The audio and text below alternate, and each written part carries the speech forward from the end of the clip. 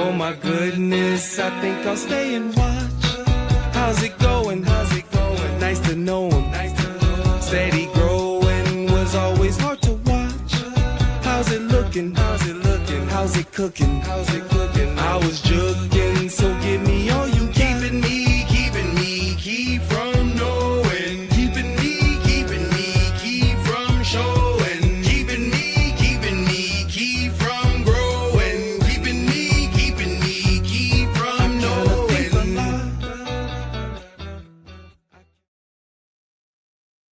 Hello, everyone.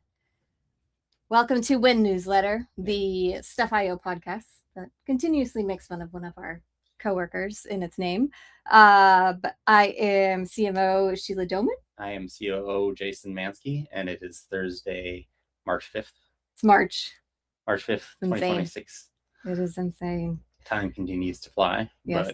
but thank you all for joining us today. We are joined today with a very special guest, who is the president of Galaxy Press.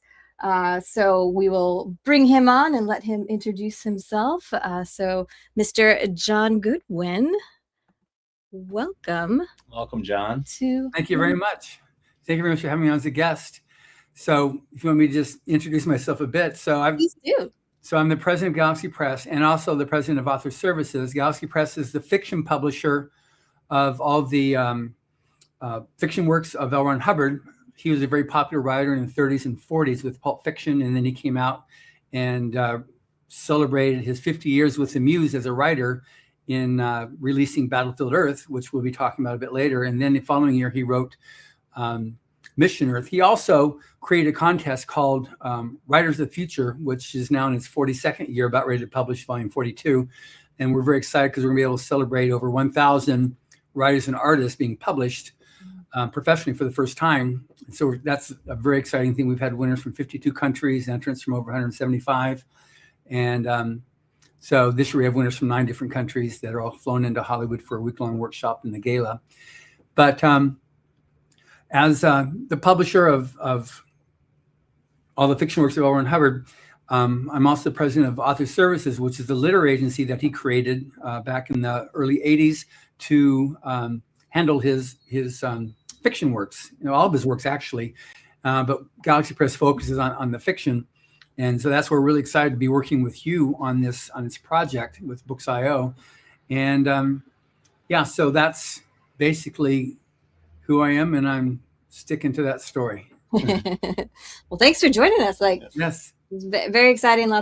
We've had the ebook release of Battlefield Earth, and as everybody's going to hear today, we're going to do the audiobook. So it's so fun to have you here because it's such a cool, not only entity of all the different Hubbard creations that you represent, but just into the whole author world, the science fiction world, and that's the stuff our community loves. Like, they are big science fiction fans. So thank you. That's great. Yeah, I'm really hoping to be able to meet new people with this interview that we're doing here, because I love all things science fiction, fantasy, and I've been in this world since I came into publishing in 1986. So I've been, you were both twinkles in the sky, many years before I was, I was there doing the publishing. Nice. And how long have you been with Galaxy Press for, John? Well, I was with Bridge Publications, which was publishing all the fiction and nonfiction works of Mr. Hubbard. And that was during the mid-'80s when Dianetics was 100 weeks on the New York Times. We had Battlefield Earth had been on the New York Times for 9 weeks. We had Mission Earth that was coming out. All 10 of those books were on the New York Times. There was one point when we had, I think it was either 4 or 5 Mission Earth books on the New York Times bestseller list at the same time. It was quite a highly random time period of my life, trying to keep all the books in stock, and it was going crazy good. And then in 2002, I was asked to start a new publisher called Galaxy Press, so that Bridge Publications continues publishing all the nonfiction works, and Galaxy Press picked up all the fiction works. So I've been with Galaxy since 2002, but been doing Mr. Hubbard's fiction work since '86.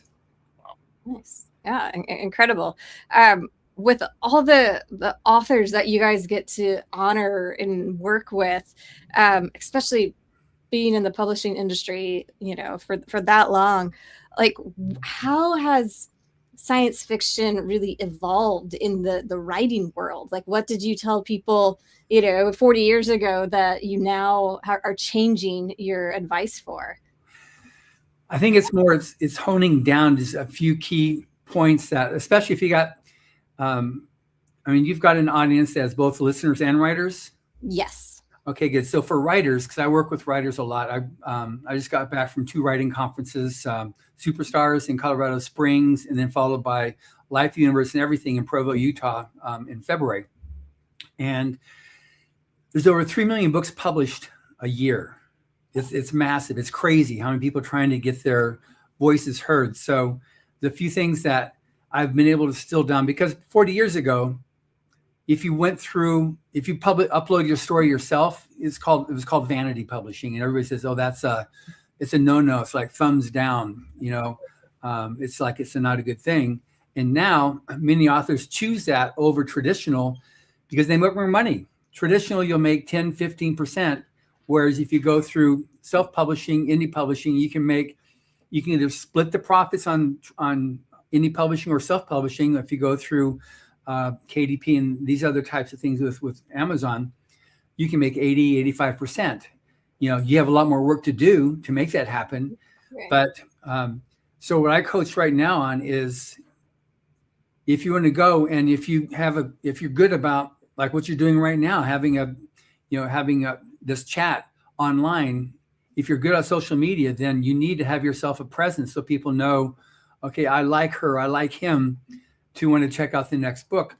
If you want to have traditional and have the publisher take care of all the work, that's a different thing. Like we've got some of our judges, like Orson Scott Card wrote Ender's Game, Tim Powers that wrote On Stranger Tides. There are 2, we have a bunch of them, S.N. Sterling, who writes a lot of thriller. They prefer traditional. I just want to write a book and send it to the publisher and have them do everything. Right. You have others like Kevin Anderson. For him to handle, he created his own publishing house, Wordfire Press, and he does Kickstarters to fund some of his different projects. So Kickstarter is a big thing that authors can use to get their works out there. We have Dean Wesley Smith, who was published in Volume 1 42 years ago, and he's just volatile on the subject of, do your own work. Don't go to a traditional. Traditional will just like totally mess you up. They don't care about you. If you want to make it go, do your own thing.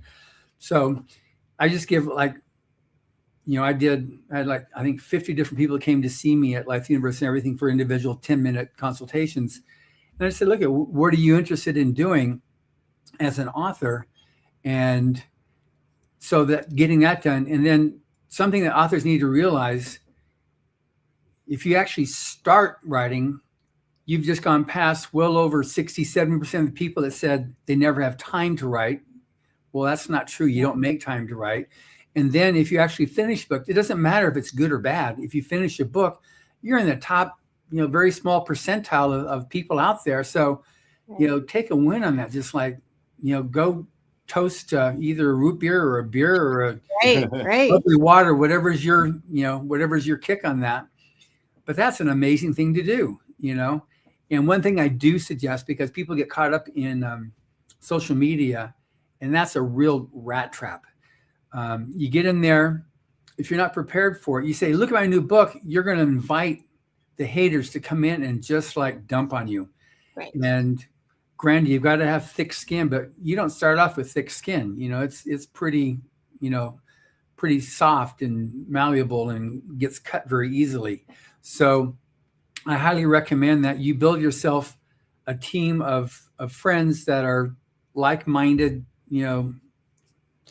folks that will encourage you. Join groups, writing groups. We have Writers of the Future hat. We have a forum, which every year wins best science fiction writing forum. In this competition. It's like 4 or 5 years now in a row. And we have a rule, like if you're going to join it, that's fine. You've got to be good to your other people there. But if you're going to get down and start treating it like, X or Facebook, something like that, then you get one warning. And if you violate that, you're banned from the group. Nice. You don't need that. So that's something that's really important. So the advice I have is get with people that are willing to, encourage you, and don't rely on advice from other people that themselves are not published. It's good that your mom or your dad or your husband or your wife or your boyfriend, girlfriend, whoever, or your teacher says, "Oh, this is so good, Billy. I'm glad they like it." But you need professional eyes. And so getting an editor of some caliber to go through and review it to make sure we get thousands. And I've interviewed on my podcast dozens of editors and publishers. And one of the biggest turnoffs is when the manuscript comes in, and because they're slush pile, they get thousands of entries every month. Right. So when you get it, they're looking for an excuse to reject it. They're not looking for how to approve. They're looking for a way to reject it. They have so many submissions. So make sure that your submission doesn't have typos in it. Make sure that the story starts at the right place. You don't want to have, if it's a short story, 5,000 words of expository before you actually get to the actual story starting. And that's where an editor can actually help quite a bit on that. So great advice. Yeah, amazing advice. And before we kind of switch gears, one last question when it comes to future aspiring new writers. Probably a very popular topic. We know in a lot of the book shows that we go to, it's always top of mind. What's your advice to up and coming new aspiring writers when it comes to AI and how they approach that with their work? And what's sort of your thought process on AI when it comes to the publishing world? Okay. We have a rule that we added a few years ago to the contest rules. No generative AI, period.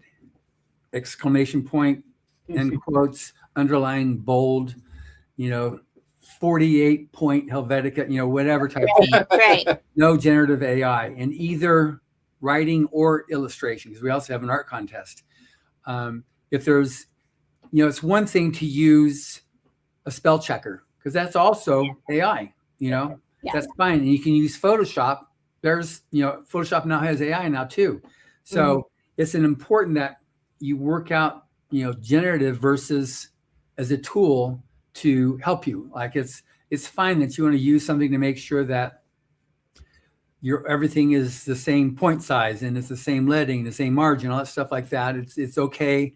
If you want to go through and, watch out for active versus passive voice and stuff like that. Yeah. But otherwise, I'm definitely not in favor of that. The contest that I do is Writers of the Future is Writers of the Future. I'm not interested in it. Can somebody do a really cool prompt? Yeah. It's like, that's not what it's about. And I'm still pretty certain, I've had lots of discussions about this with all over the place. Whereas generative AI can do a lot of stuff, it still relies on what it's able to scrape and assemble. And it sometimes has a really good beginning and a really good end, but the middle is kind of like where to go. But the thing on it is that we want creatives, we want people that can, all those pictures behind you, that's amazing art. Somebody created that. It takes a person, a spirit, something that creates to be able to make something created. A computer can switch stuff around. And it can just do this, and he comes out with something. Okay, make it a little bit bluer, and it comes out bluer. Okay, make it, make your fingernails longer. It comes out longer fingernails. It's like there's no create there. It's just taking what it already has in there and does what you're telling it to do. And there's a big difference when you look at like the painting that Frank Frazetta did for Battlefield Earth. Right. I mean, it's brilliant. Yeah. That's not something that a computer is going to do. It can do it now because it'll take what Frank Frazetta did and mix and match with it and do stuff and change, the alien to this, to that. But it takes a real live creative person to create something. And that's my answer. I don't have much of an opinion about it, but there you go. Yeah, it's definitely a tool for writers and creators, right? Yeah. There's definitely, like you said, like spell check, like formatting, like things like that. Yeah. It is a much smarter computer, right? And there's definitely a place for it. But to your point, right, when it comes to a certain soul, a certain feel, a certain writing, like, there's a lot of times it's pretty obvious when stuff is AI. I don't know for you if it stands out to you, but like you can just kind of tell, it's not natural. Yeah. There's a little the spidey sense tingles of like it doesn't. Sometimes it's too, sometimes it's just too smooth. Yeah. Well, and I always wonder too of people who use it for actual novel writing. It's like just the foreshadowing, and especially when you're reading novels that are 9 books long, like I'm in right now. Like, that author knew in book 1 where that character was going, and usually has it mapped out and all the pre-work that they do for characters. And it's like, does AI do that, or does it kind of make it up as it goes? It's always a interesting thing. It's like, well, the AI won't do anything that you don't prompt it. Yeah, exactly. It doesn't originate anything. It responds to a prompt. Right. And I mean, I'm reading roughly a book a week for my podcast, and I'm just all types of books. And it's just, I'm always amazed, like, wow, how do they think that? Right. That's amazing. How do they think that? And that's what I love about Writers of the Future too. Is like, how do they think that? That's just amazing. Every year, I've been doing this for 42 years now. And every year I come out with like, how do they think that? That's amazing. I love it. I love it, that kind of creativity. And that's what Writers of the Future validates. But that's what a good author does. It doesn't mean they have the same old, storyline that they're doing. They take something, they create, they switch it, they do this thing to it that makes, like, you can take a look at like Avatar and you're like, wow, how do you think that? But it's a Western story. It's a cowboys and Indians story that he put in space. Right. When you break it down, but you take a look at these things and like, it's a clever twist they do to it that makes it unique, that they've done to it and put their own little, self into it, that makes it something that makes you want to go on and turn the page. Right. Which is one thing that L. Ron Hubbard was just amazing with. I've talked to so many authors who said that they got their inspiration, their ability to write, stories that like just drive, you can't help but turn the page. Brandon Sanderson, Kevin Anderson, they said, yeah, I learned about plot and pacing from reading Hubbard's Battlefield Earth. It's just amazing. It's as big as it is, you're amazed at how fast the book actually goes, just turning page to page to page. And I know we'll get into a bit, but like the audiobook is just, it's beyond amazing. It set the standard. When we won the audio award for Battlefield Earth, when we released it, it was, I remember I went up there, and Stefan Rudnicki, who's a very famous audiobook narrator, he's won himself two Grammy Awards. Wow. And he was presenting the award to me. And so I'm up there, I was getting ready to receive it. And then we had set it up. I hired an actor to dress up as Turl, the big, this guy. Yeah. That guy there. I had him dressed up as him. And so just as the trophy was being planted, he came from behind, he ran out from behind stage and he grabbed the trophy out of his hand and just went, raised up his head and then went running around the corner.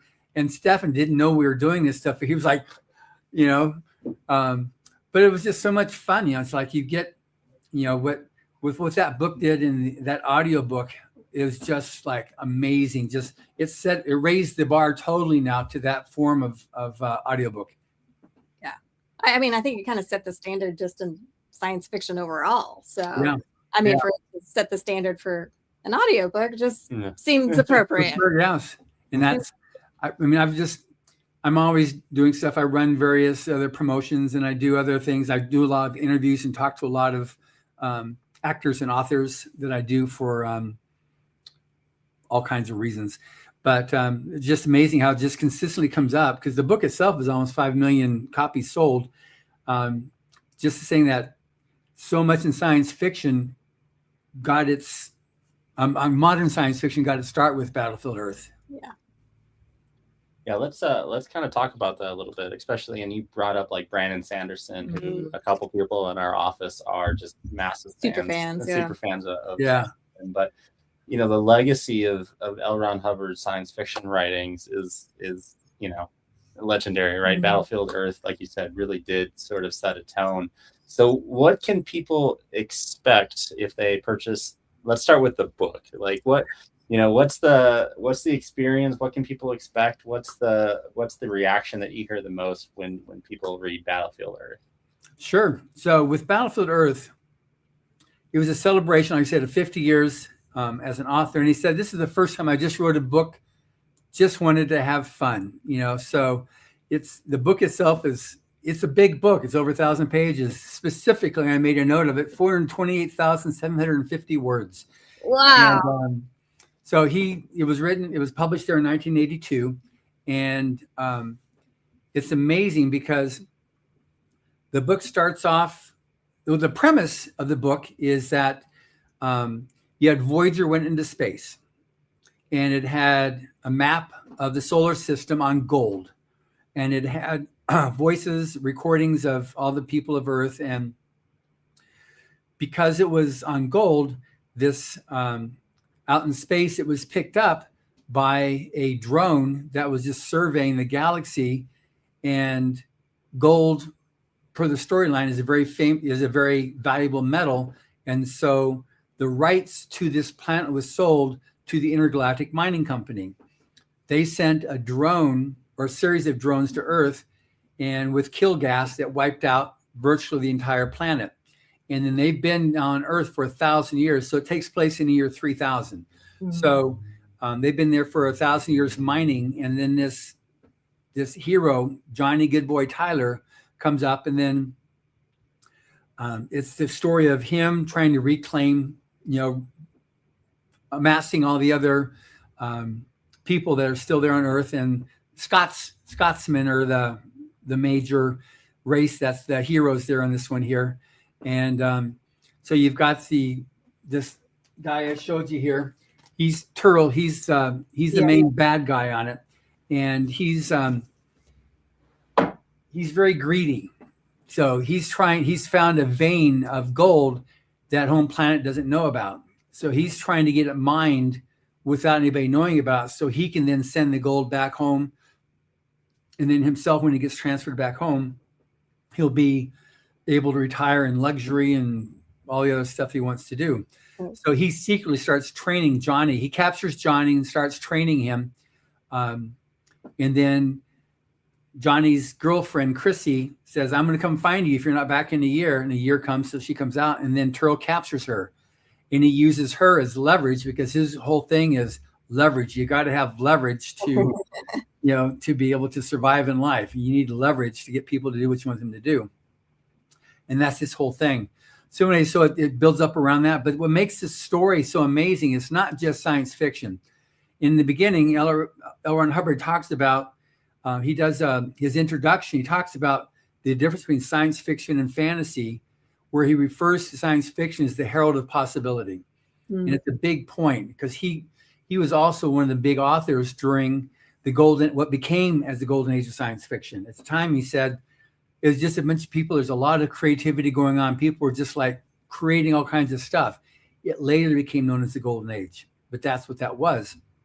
So he said that, this is what we're trying to do with this book here is science fiction. But he also wanted to say, like, this book is unique because he called it's science fiction, but it's detective, it's spy, it's adventure, Western, love, air war, economics, sociology, and medicine. All those different story types, genres are in this book. And that's why when I interview people about Battlefield Earth, they're just like, they all have different parts that they love. And I've got some people say, yeah, I read it once a year. One businessman said, I read this one section when Johnny goes into the council where you've got all these delegates from all these different galaxies wanting to, how are they going to settle up Earth, and who's going to get this? And so how he handles and runs that meeting you know, what he does there. And so he says he reads that always at the beginning of any major meeting he has to do, so he can have the right mindset when he goes in to negotiate. But it's amazing. But like I said, Brandon talked about that's what, you know, he learned, you know, plot and pacing. Kevin Anderson said he got tired reading it because it was just like, there's so much action in there. He said, I need to take a break. I just catch my breath because there was so much action in that book. Hugh Howey, when I interviewed him, he's the one that did Sand, Across the Sand, and he's got that one series now with Rebecca Ferguson. He said, I read the book like 7 times, and now that I'm talking to you, I need to read it again. You know, so it's amazing just what people have done with, you know, because of that book. So it's got all those different genres, and so it appeals to anybody that likes those different things. Yeah. I even had one teacher who wrote to me that he took the book, and there's a certain technology that Johnny that they had to develop to get a piece of metal that got lodged in Johnny's brain, and he was very sick, and they didn't want to operate because digging into the brain causes all kinds of problems. So they invented this thing of using electricity to, you put both ends on, and you can take the metal out of something and put it someplace else. Electrolysis is what it's called. And so they did this. And so he did an experiment with his high school students. They made a gel brain, and they put metal in there, and they did this electrolysis to get this sliver out of the gel brain and into a separate pan of stuff. He said, this is, you know, it's a whole technology that could be done. And that was a fun thing too, that there's a lot of potential science in there too that could be done with this book. Yeah, that's super cool. Fun. Yeah, because I mean, as any science fiction, it always does. Once you break it down, you're like, this is political, or this is, you know, this is a love story. Yeah.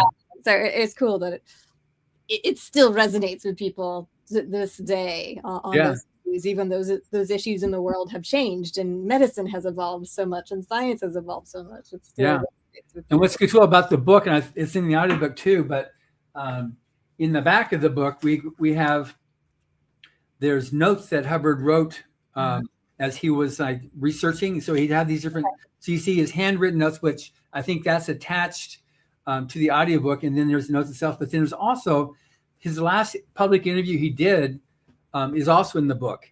And he answers a bunch of questions, some of the stuff that you're talking about right now, where it's his answers to these questions. And some people don't know that you can actually get his last interview that he did, last public interview that he ever did, is in this book too, which is a very unique thing. And it's quite cool because he also get his answers to the question about the golden age and the difference between science fiction and fantasy, and just so many other things that were happening then. And, you know, he's always rooting for humanity. You know, he always roots for humanity. And his thing is, and they asked, so what's the moral of this story that you're doing? And he said, well, you know, as much as Earth has been threatened and is almost totally annihilated, ultimately the human spirit will prevail. And that's that's the punchline, is that human spirit will ultimately prevail. And that's why, going back to my earlier answer about AI, the human spirit will ultimately prevail. The robots will not win. No. Not today, Scott. They'll give us a good run for the money, but it's going to be the humans that's going to be able to work out, well, how do we solve this? How do we handle this? Yeah, absolutely. And, you know, a little bit of a shameless plug here, but, you know, it's such an important book, especially in the science fiction world, but just in the literary world, you know, with book.io and stuff.io. When you get the ebook or the audiobook from us, right, we cannot change the contents of the book. So once you buy it, it's going to be that way forever, right? So I think it's really important to have, like, you know, with L. Ron Hubbard's interview in the ebook, with all the tracks of the audiobooks, they're going to be exactly that way forever, and no one's going to be able to come in and change them on you. So 40 years. I want to jump in on that point, because this is so cool. I did some research before doing this interview, obviously, and the whole thing of doing what you've got with Books.io and I didn't really realize or wasn't thinking until within the last year or so that when you get your book from Audible or from Amazon, when you cancel your subscription with Audible, I don't know how long it takes, but then you no longer have those books. You have to keep your subscription going in order to have that audiobook. And you don't own it. You've rented it. Same thing with when you download the ebooks, you're renting them. You're not buying them. If you buy the book and you get sent the book, fine, you got the book. But digitally, which is for myself, I'm very keen on digital because I have to, like I said, I read a lot. Yeah. So the fact that you've got this technology called blockchain that you've now got the book and it's your book and you can keep it, you can sell it to somebody else, you can gift it to somebody else, but it says, you know, what you bought is what you're going to have till death do you part, or until the world ends or whatever, until they send gas drones to wipe us all out, you know. Right. But no, that's just, it's very, very cool that that's what you've been able to provide. And for me, because I have to read so much, while I like holding a book, I like being able to get through a book wherever I am. And sometimes I've got a few minutes here, a few minutes there. And so, or when I'm getting ready for bed, you know, I can read a little bit on my phone or an iPad or wherever I do it. Or if it's an audiobook, I'll play it for a little bit. But it's so cool that once you get it, you got it. Right. It's not that way with these other formats. So, you know, I hadn't really realized the significance of it until I had to start researching Books.io, and I went, this is so cool. This is so much better than, you know, it's very easy with these other formats to be able to get it. But then at the end of the day, I don't own it. It's just, it's a rental program. And then as soon as I decide, okay, I'm done with one of these things here, then it goes back to, you know, the source file, which is not on my phone or on my computer. It's there at Amazon or wherever. Right. It's just a stream. You know, we have the same beliefs as you, as like, we want humanity to win, you know, and so that's, we have like a whole banned book series, banned audiobook series, because it's like, we want what the author wrote to be preserved forever, no matter how society changes, no matter what, you know, cultural yes or no's, you know, are happening at the time. It's like, creators are creators, and they wrote that book for a reason at that time in history. And unless we want our history just, you know, deleted and completely diluted into the current state of whatever it's going to be in 100 years, we don't know, right? So it's like, we need everything captured. We need, you know, culture, knowledge sharing, everything to be preserved to tell you our humanity's story alive, you know, this whole time. No, it's true. It's true. There's, you know, the whole thing of how history evolves. Mm-hmm. And I use that word exactly because it evolves. It doesn't get passed on. It's not like, okay, 1, 2, 3, 1, 2, 3, 1, 2, 3. And now it's 1, 2, 3. Then it's 1, 2, 4. Okay, 1, 4, 2. Right. Same story changes. It gets kind of like evolved depending upon whatever political influence, whatever sociological influence, you know. And it's unfortunate because you got, you know, where I learned to love reading was in books like Call of the Wild, Tom Sawyer, Huck Finn. Yeah. I mean, for a while, I don't know if it still is, but Tom Sawyer was banned. It still is. Yeah. It still is. It's like, it's crazy. That's what got me all those love books reading. out. Yeah, we've put all those books out. It's like, no, like, here's the original. No, that's just, it's so wrong. Yeah. You know, and the backlash is happening now. It's starting to go the other way. Not fast enough for me, but nevertheless, you know, just culture's evolved, changed, and to say, okay, that's wrong or right, you know, you just you take these slice out and you take something that you feel, okay, this is wrong, and we need to do restitution for this people or this society or this whatever, and nobody bothers to look at the fact that people, that society, that whatever, had done that before. If you look 100 years earlier, they are the perpetrators and not the victims. So it's just. Right. It's kind of silly, and I'm here in California where I see that more than maybe others do. You know, I'm right here right behind me there, 15 feet is Hollywood Boulevard. you know. So you're in the thick of it. You're in the thick of it. I'm in the thick of it. Yeah. So I'm just, you know, I love publishing books, and I love the contest, and we have all types of people, you know, because it's blind judge. So we have no idea who the winners are when they come out, you know, when they write their stories. So we've got the full spectrum that arrives when we fly them out there. We know what they are when they arrive, you know, and very cool. It's just, you know, it's about creativity. We want to celebrate creativity and just keep it on that. And when we have our big event, I say, look, this isn't political. This isn't religious. This is about, you're here because you're a good storyteller.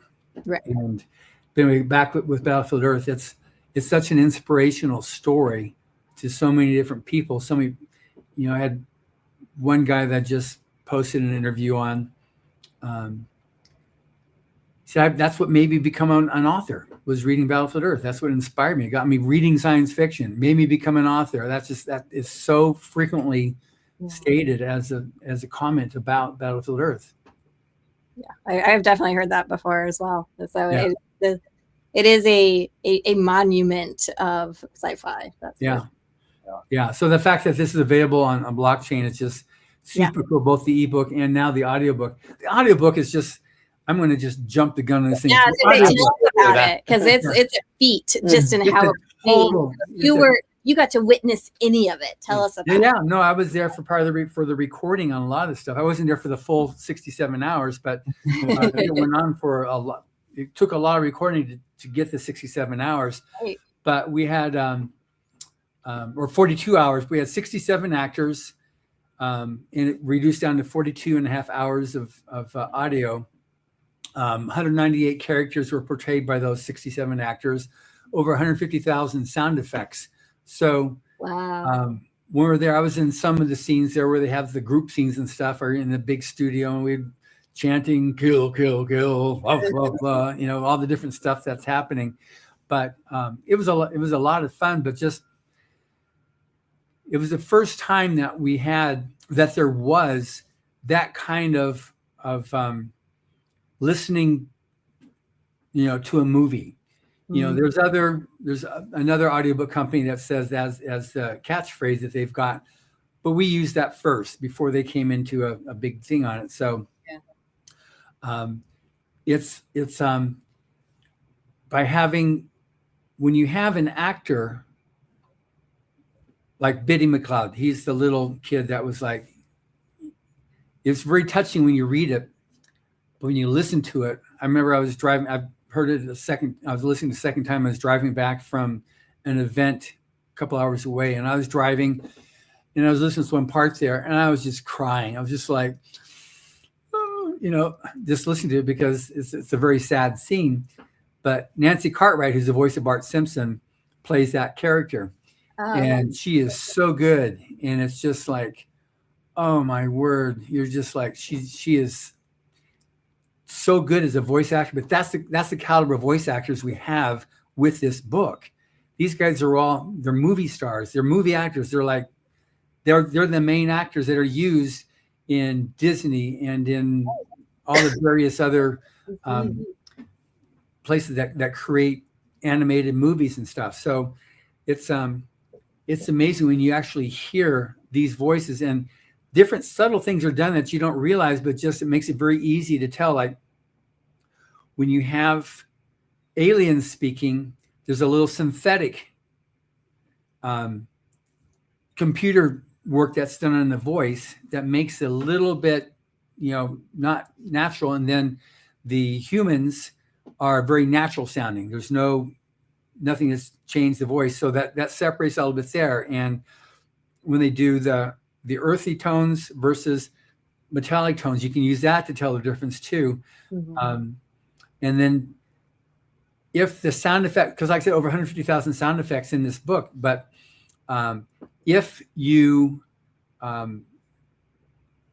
if they didn't have a sound effect, they'd make it, you know. So if there wasn't like the ray gun shooting off, then they'd make, you know, they'd take a metal thing and what sounds like, you know, and do the sound. Yeah.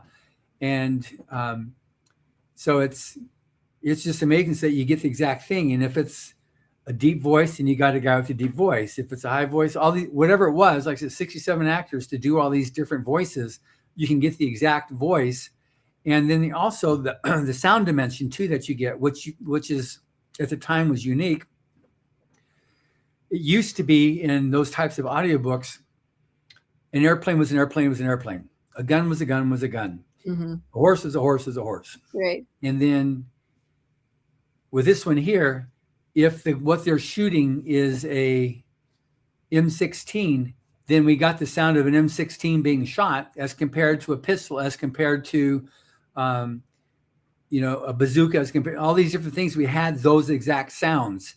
And if it's a horse riding, a horse came across and you hear it coming this way, and then it goes across and exits that way. And that horse, if he says it's this kind of a horse, then that's what it is. If it's young versus old, and all these different things, the birds flying overhead, you can picture them flying overhead. And that's one thing that people don't necessarily realize is how much sound can evoke imagery. A good sound will actually get, if you close your eyes, all of a sudden you can picture what's being said. And that's one thing that we really take advantage of this thing here. And the amount of detail that went into recording these stories and the voices on it. When you listen to, the most obvious example is like you go to a concert and you hear your favorite, group and they're playing, and you're there and you're listening. The whole stadium's been tuned to that sound. You got it's just like, wow, it's just like boom. And then you get someone they take their phone and they're up there, they're filming it and they put it up on YouTube. And then you watch that, it's like, what is that? And it's just such a turnoff. So that's what we did here with Battlefield Earth. It's like, it's primo quality audio. The recording, the mixing, the sound effects are all top notch so that you don't get distracted from bad sound quality. You don't get distracted from some phrase that you didn't quite understand. It's very crystal clear. It's obviously who's speaking when they're speaking, and the sound effects and you understand them and they're sequitur. They fit in with what's happening. And it's like I said, it's not spaceship equals spaceship. So that's one thing that makes this audiobook, and that's one of the big reasons why it won the Audie as the best audiobook that year, was because of that. Yeah, it is great. You've got this Books.io able to deliver this. Yeah, it is quite the production. It is, and the cool thing is too is that we've got a bunch of behind the scenes from the production of the audiobook, and we're going to airdrop or send that video to everybody that holds the book and the oh, that's great book. So I think it's just part of the story of the audiobook, because it is such a great production. To listen to the director, to all the actors, to be like, and just see the behind the scenes and the making of it. It just really adds to just like how awesome this whole production is. That video was amazing. That when that was produced as part of the releasing, it's just, you don't realize how much can go into the production of an audiobook until you see that and all the steps that were taken to make sure that what the listener's going to get at the very end is just like primo. Mm-hmm. Yeah, it's a really great production, and in actually creating our and putting it out, I previewed a bunch of the audio and the sound, and I like started to get sucked into sections, but I'm like, hey, I haven't listened to the beginning of the book yet, so it's tomorrow when we created, and also the song at the beginning and the interludes in there, we created those. That was made specific for Battlefield Earth, and the bagpipes and the flute and all those different instruments that are in there. That was all created specifically for Battlefield Earth. Wow. That's incredible. Yeah. Awesome. Now, so if I get this thing here, because I carry my audiobook around in my back pocket here. So I got my CDs here, and I like my CDs here. I carry 44 of them here. So 44 CDs is what makes up this file. Yeah. You show some kids, and I say, like, you open it up and you show them this thing, and they go, "What's that?" Yeah. They don't even know what a CD is. Do I tap my phone on it? Right. Exactly. Incredible. Yeah, we make it easy. It's all digital, and you get to own it forever. So that's the beauty. So then the quality, the sound quality is it the equivalent of like a WAV file, or how does that? So it's not MP3, it's WAV. Right. Yes, that's correct. That makes such a difference right there too. That's one of the problems that we had when we first wanted to upload, is like all that we had able to do was MP3. MP3, and so we wouldn't upload it. We wouldn't give it to Audible until they did their next level of quality, so that they could take a WAV file and do the higher level quality of audio, because it's just, you lose so much with poor quality that you've got the WAV file. That makes it sound like if you know what a CD sounds like, that's that quality of sound. Yeah. Which, if you don't know what it sounds like, it's just really good. Yeah, it's amazing. Yeah. So we don't want to take up too much time of your time here, John, but just so everyone knows, so on book.io, we have Battlefield Earth. The ebook is currently for sale, and then the audiobook goes live for purchase tomorrow at 6 a.m. Central Time, because it's the most important time zone. But what are any final thoughts, or anything we'd like to leave with the audience? Well, I'm the publisher of Battlefield Earth. Now, tell me if I got this right here. So 1928 was the year that Frank Frazetta was born. Okay. And there's 1928 copies? That's correct, yes. Yeah, okay, good. So I'm going to make sure I'm ready for this thing here, because that's way cool there too. Yeah. But in the video you're going to see of Frank Frazetta when you get this thing here, that's the only video that exists of Frank Frazetta. Really? Wow. I didn't know that. You've got a lot of audio that people will put their little pictures up of him, the paintings and stuff. But this is the only where he sat down and recorded a video that we put up there. So if you like Frank Frazetta, if you dig him as an artist, this is one of those interviews. That interview was shot in our offices here at Author Services. Okay. And that was after he released because he did 7 paintings for us. So it was actually one of the paintings he did for Mission Earth, which is the book that Hubbard wrote after Battlefield Earth. And then if you guys, I'll give you a secret tip. Think of one word: Frazetta. If you put Frazetta in the code, then you get a 10% discount. Is that a true datum? You do, yeah. All right, good. All right. Like I said, I'm the publisher. I'm into selling my books. I'm into selling other people that sell books too. So if you put in Frazetta, Frazetta, you'll get an additional 10% discount on the package, and 1928 copies, and the price is 1928. Is that correct, or is that the ebook price and the audiobook is? Yeah. So for the ebook, the ebook is the Frazetta edition, and that has the interview and some special images of Frank, and a little bit of an intro. And also, just side note, it must be from the same time he did the interview. There's a headshot of Frank, and he's sitting there, and he's got a cigarette in his hand, and I'm like, that's such a cool shot. I told my coworkers, I'm like, if I can ever once in my life look at that cool, just like that's all I ask for, just to like that. That is like the most amazing photo. He is so cool in that shot. And we also have the cover image without any text or anything inside the book painting as in a high. Yes. So it's man endangered species. Man endangered species. We have a high definition image inside of that. So that is 1928. The audio, and that has the 10% discount. Mm-hmm. Okay, good. For tomorrow, we have the audio book. And that is also 1928 copies. We have it at, I think it's it's $34.99 is the normal price, but there is a big surprise coming, because if you own the ebook version of it, the Frazetta edition ebook, we're going to have an even bigger discount on there. So we're teasing that now a little bit, and we'll release it when it comes out at 6 a.m. tomorrow. So that's pretty cool. So if I have both of them, then it's more better. Yes, Yes, it's more yes. better, and you'll even get some more better behind the scenes stuff. Yeah. out there. Good. So go buy the ebook and Yes. then go buy the audiobook. Audiobook. So your Good. discount will apply. And the Frazetta edition is incredible. It's got its own stuff. And then the audiobook is just an amazing experience overall.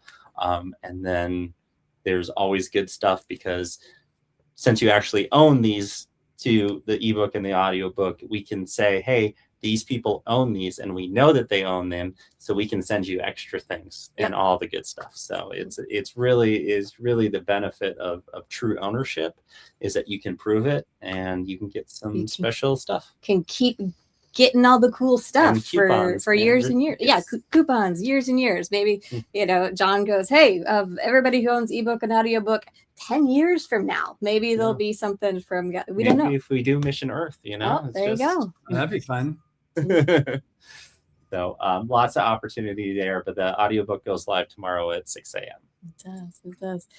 Thank you so much, John. Yes, we are truly grateful that you were able to share so much knowledge and advice for all of our creators that hop on and join us. This is another way for them to self-publish in the publishing world. So always appreciate any kind of creator advice you're able to give, and thanks for letting us have all of the Hubbard's goodness to be able to sell to the world and kind of combine it in that special book.io way of where there's videos embedded and cool images embedded that other ebooks and audiobooks can't do. Yeah, big shout out to Galaxy Press. Your entire team has been amazing through this process, and really to put out the special edition, the Frazetta edition, and then the audiobook. It's been incredible. And I think customers you're going to enjoy it more than they realize. It's just, it's really cool. Exactly. That's great. Well, thank you so very much. Thank you, John. Thank you, John. Have a wonderful day. Bye-bye. All right. Well, we've got 3 minutes tomorrow that we can brief everyone on. And just to stay in the theme of Battlefield Earth, we can start with that one. If you want to hear the preview. Part of the preview of how amazing. Little preview of and side note, that was a great conversation. And we were gonna talk for 30 minutes, and it was we doubled our time. By, and I'm like, we gotta let him go because we can keep going. So cool. Let's hear this preview. All right, well, a little preview. Hey, anybody that's done in his mind sight, get up here to such and such coordinates and help blast this confounded drone. But he didn't dare. It might cost some of them their lives by alerting their targets. They all had extra fuel, and then some. They all had spare ammunition. But if any had had to delay, or were waiting for an optimal moment to pounce on a mine site, and he opened up, it could throw their lives away. He wasn't... Not a lot of special effects in that section, but it's that the background, you can still see how it's produced where it's like listening to a movie. So cool. It is absolutely phenomenal. Again, Battlefield Earth audiobook launches tomorrow at 6 a.m. Central Time. Yes. $34.99. Pay in credit card, Apple Pay. You can use crypto if you want, but if you own the Frank Frazetta edition, the Frazetta edition ebook, there's going to be there is a discount in there now, but it's going to be even a little bit better discount. So you're going to have to check it out for yourself to see how much it is tomorrow. So really excited about that. So along with Battlefield Earth, we also have another audiobook tomorrow. We do. It is audiobook day. We have a classic audiobook, something we've done as an ebook but haven't done as an audiobook, The Scarlet Pimpernel, which is one of the best mysteries of all time. Best mysteries of all time. And terror and all that stuff. So Scarlet Pimpernel. I do have a preview of all the covers if you want to see let's that. See some covers. It would require me to actually pull it up real quick. Find it. There we go. StreamYard. There we go. Fun stuff. All right, let me zoom in here for you guys. Yeah, so it's $199 audiobooks for Scarlet Pimpernel. 12 of those are 101s. There's some good ones, and I like that one. And I like that one. Very cool. One where he's swinging. That's that fun. one's really cool. Oh, the Katsui. These are very fun covers, Billy. Ooh. Very cool. So Scarlet Pimpernel tomorrow, 6 a.m. Central Time. $199. Very, very reasonable. $3.99 or $2.99 if you own Alice audiobook. And how many are available? $199. $199. We can do a little preview of it too. Marguerite had hailed the notion of it with delight. Sir Percy was an enthusiastic whip. His 4 thoroughbreds, which had been sent down to Dover a couple of days before, were just sufficiently fresh and restive to add zest to the expedition, and Marguerite revelled in anticipation of the few hours of solitude, with the soft night breeze fanning her cheeks, her thoughts wandering whither away. She knew from old experience that Sir Percy would speak little, if at all. He had often driven her on his beautiful coach for hours. Sir Percy. So Scarlet Pimpernel. Dun, dun, dun. We also have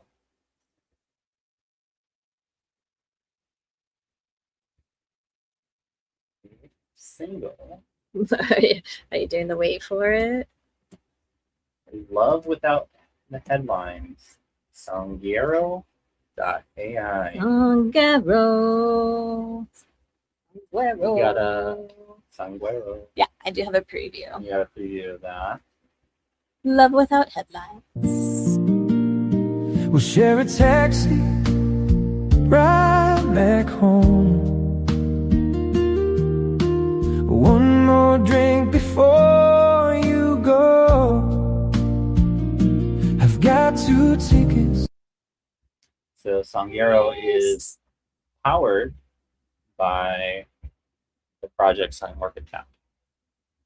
So there is 250. Okay. There of the singles. They're all one cover, and that will go live at 2 p.m. Central Time, whatever that is. 8 p.m. UTC. And that's for while it's holding song about Episode 0 or Good for Bible. So really, the star of the show is these 3 mints tomorrow. It's a good 3 mints, though. And Love Without the Headlines. So nice.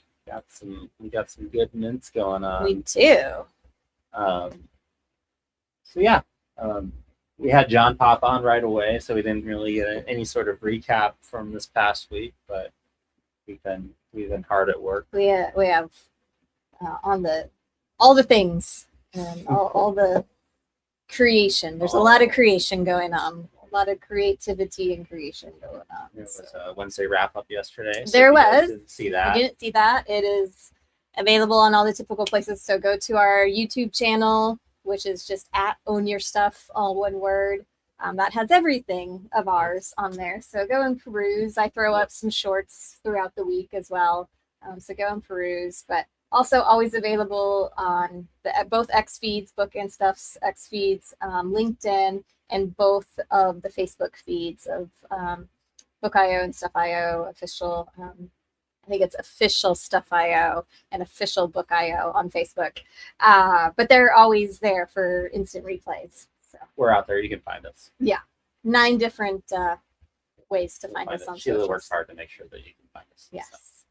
So, well, we were at time. We are at time. I think we have a guest every week in this month. So we've got some good content for you guys. So join us back next week. We're going to be joined, hopefully, this is the only one that I don't have confirmed, but hopefully we'll be joined by an author next week. And then we've got some film directors and another author that you guys have met probably by voice, not by video before, for the next 3 weeks coming up. Yeah, so it's going to be a good March. It's going to be a lot of fun. Yeah. And a special thank you to John Goodwin for being yes, on the show thank today. you, John, for joining us. Thank you for everything that Galaxy Press has been so great to work with. And hopefully we get lots more content because there's lots of cool sci-fi Yeah. stuff that we would love from Hubbard to keep on the blockchain. Yeah, absolutely. Thanks, everybody. Appreciate Thanks, it. Have a guys. great day. See you soon.